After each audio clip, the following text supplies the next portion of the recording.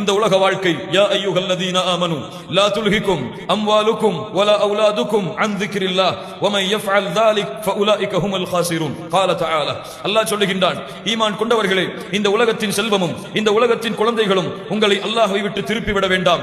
யாரை திருப்புகிறதோ அவர்கள் மிகப்பெரிய நஷ்டவாளிகளில் ஒருவராக மாறி விடுவார்கள். அல்லாஹ் ரப்புல் ஆலமீன் நம்மை பாதுகாப்பானாக.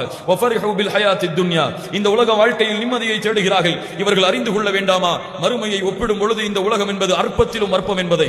அல்லாஹ்வுடைய தூதர் முஹம்மது ரசூலுல்லாஹ் ஸல்லல்லாஹு அலைஹி வஸல்லம் அவர்கள் சொன்னார்கள், இந்த உலக வாழ்க்கை ஒரு கடலுக்கு சமமானது. இந்த உலக வாழ்க்கை ஒரு கடலை போன்றது. அந்த கடலிலே ஒரு மூசையை முக்கி நுழைத்தால் எவ்வளவு தண்ணீர் வருமோ அதுதான் இந்த உலக வாழ்க்கை. மீது இருக்கக்கூடிய அனைத்தும் மறுமையின் வாழ்க்கை என்று அல்லாஹ்வுடைய தூதர் முஹம்மது ரசூலுல்லாஹ் ஸல்லல்லாஹு அலைஹி வஸல்லம் சொன்னார்கள். அல்லாஹ்வுடைய தூதர் சொன்னார்கள், லவ் கானத்தித் துன்யா இன்தல்லாஹி ஜனாஹ பஊதா மா ஸகா மின்ஹா காஃபிரன் இல்லா ஷுர்பதபா. அல்லாஹ்வுடைய பார்வையிலே இந்த உலகம் ஒரு கொசுவின் ரெக்கை அளவிற்கு கூட சமமாக இருந்தால் அல்லாஹ் ரப்புல் ஆலமீன் தன்னை மறுத்து வாழக்கூடிய காஃபிர்களுக்கு ஒரு சொட்டு ஒரு மிடர் தண்ணீரை கூட கொடுக்க மாட்டான். கண்ணியத்துக்குரியவர்களே, அற்பத்திலும் அற்பமான வாழ்க்கை. அல்லாஹ் படைத்த படைப்புகளிலேயே மிகவும் அற்பமான படைப்பு இந்த உலக வாழ்க்கை. அதனால் உலகத்தை துறந்து விடுங்கள், உலக வாழ்க்கையை துறந்து ஏழைகளாக வாழுங்கள் என்று சொல்லவில்லை.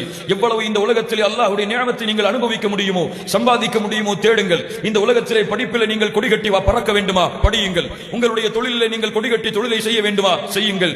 இந்த உலகத்திலே எந்த துறையிலும் நீங்கள் கால் பதியுங்கள். ஆனால் மறந்து விடாதீர்கள், இந்த உலக பயணம் ஒரு நாள் முடிவடையும். இதற்கு பிறகு நாளை மறுமையிலே நீங்கள் ஒன்று கூட்டப்படுவீர்கள். அந்த ரப்புக்கு முன்னால் நீங்கள் நிறுத்தப்படுவீர்கள்.